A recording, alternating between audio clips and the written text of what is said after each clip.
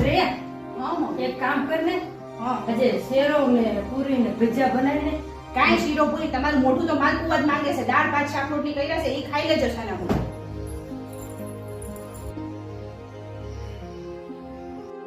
Hello Sameer, આજે દાદાની તિથિ છે તો છે ને દૂધપાક પૂરી અને શાક બનાવવાનું છે. તો તમે 2 કોથળી વધારે લેતા આવજો આજે દૂધની, અને કાજુ બદામ લાવવાનું ભૂલતા નહીં હો.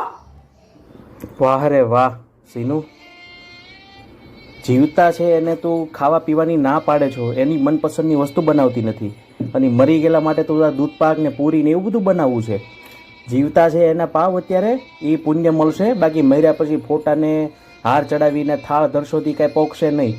એટલે જે પુણ્ય કમાવવું હોય ને તો જીવતાને ખવડાવો. અત્યારે જે છે મા બાપ એને હરખું માગે ખવડાવો, એમાં જ સાચું પુણ્ય છે. મર્યા પછી ખવડાવવું કાંઈ નથી એનું કોઈ મહત્વ. તમારી વાત સાચી છે, મારી ભૂલ છે. શું થયું બેટા? કાંઈ નહીં મમ્મી, આજે કયો કે તમારે શું ખાવું છે? કાંઈ ના બેટા, તું જે બનાવીશ ને એ બધું હું જમી લઈશ. ના મમ્મી એમ નહીં, આજે તમે કયો શું ખાવું છે તમારે? તું બનાવ્યું હોય, આપણે જે બનાવ્યું દાળ ભાત. ના ના મમ્મી, આજે તો તમે જે કહેશો ને ઈ જ બનશે. તો શેરો ને પૂરી ભજીયા બનાવીને. હા તો તાર પપ્પાને ભાવે છે અને મને ભાવે. હા તો મમ્મી હાલો મસ્ત ગરમા ગરમ મસ્તનો શીરો કરું હો.